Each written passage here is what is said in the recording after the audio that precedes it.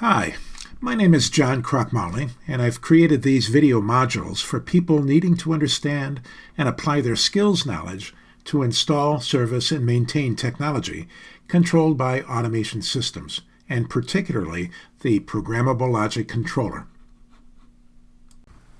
Programmable Logic Controllers, or PLCs, are frequently found in many applications involving automation and instrumentation. In this presentation, we will cover the typical wiring associated with the common Programmable Logic Controller digital output terminals. We will also explore the various troubleshooting techniques necessary to determine and correct problems related to PLC assembly digital output applications.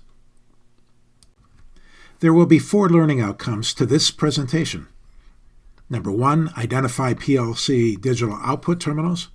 Number 2, provide power wiring to PLC digital output devices. Number 3, measure power supplied to PLC digital output devices. And then number 4, troubleshoot common PLC digital output problems. Terms such as digital, Boolean, discrete, and binary are used by different automation system manufacturers to identify technology having logic of only 2 states. Devices such as switches and loads usually only have 2 conditions of operation. Switches are either open or closed. Loads are either energized or not energized. These are examples of technology having only 2 states of condition. For this presentation, the term digital will refer to this type of logic application.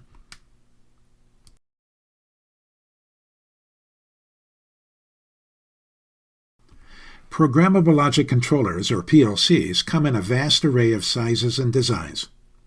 The Allen Bradley Compact Logics, Micrologics, Control Logics, SLC 500s, and the Omron Mini PLCs are usually rack-mounted and come in various combinations consisting of input and output modules. The rack mounting usually involves DIN rails that these units can easily be placed into or taken out of. The Compact Logics, Control Logics, and SLC 500 PLC assemblies will have their digital output modules assigned in specific locations in their assembly array as shown. Micrologics and Omron Mini PLCs are considered to be brick controllers and will have their digital output terminals located at their module's bottom location. In this presentation, we will use this graphic for orientation purposes as well as to understand digital output wiring concepts.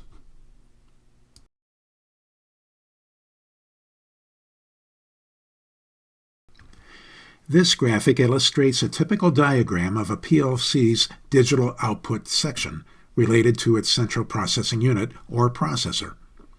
The digital output section diagnostic LED lights appear at the top of the module. The power for this module is located at the top right in the graphic and is identified as 120 volts AC. This supplied voltage powers, in order of print appearance, relay R1, contactor C1, light LT2, and motor starter M1. The PLC digital output modules and sections have dry contacts. These are contacts that no power on them comes from the PLC assembly. They are considered dry contacts because they will contain whatever voltage source is provided to them. In this graphic, we can identify 120 volts being applied to the contact and available from its source. Digital logic involves devices that have 2 and only 2 states or conditions. In the case of digital outputs, something is commanded either on or off. In this graphic, we see such devices such as ice cube relays, referred to as R-1, in the ladder diagram, contactors C1, lights LT1, and motor starters M1. These devices will cycle on and off when the associated contacts installed upstream from the assigned terminal closes. The diagnostic LEDs shown at the top of the module assist personnel in determining the state of output terminals. In this graphic, we see that LED 0 has a parallel electrical circuit to the contact coil of the output module. When the processor switch S0 cycles, the LED light responds by turning on and off. In this graphic, we see that the processor switch S0 is closed. Notice that the associated LED becomes illumined and the coil associated with output module terminal number 1 becomes magnetically active.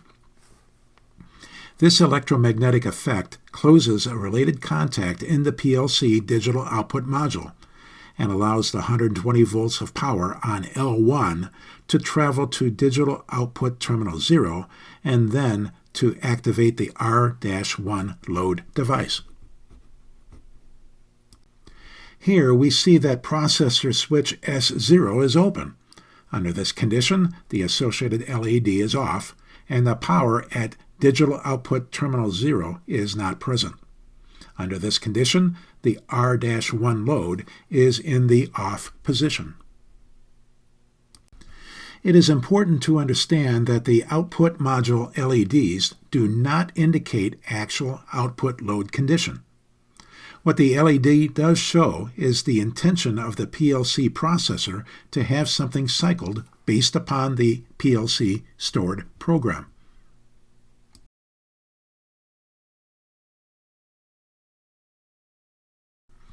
Installation and troubleshooting PLC digital output module sections begin with voltage measurements.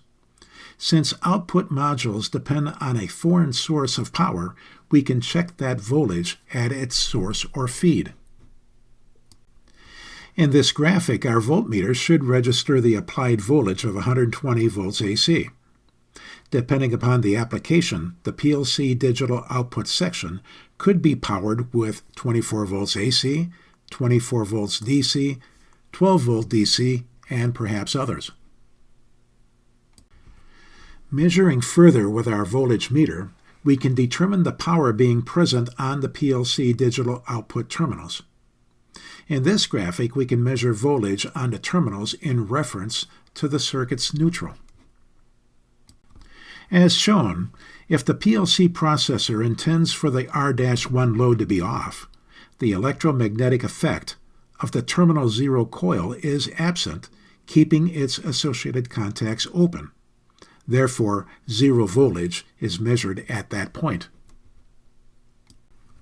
Measuring 120 volts at the PLC output module's terminal happens when the PLC processor's S0 switch is closed, energizing the PLC output module's terminal 0 coil, and the magnetic effect of the coil closes its associated contacts.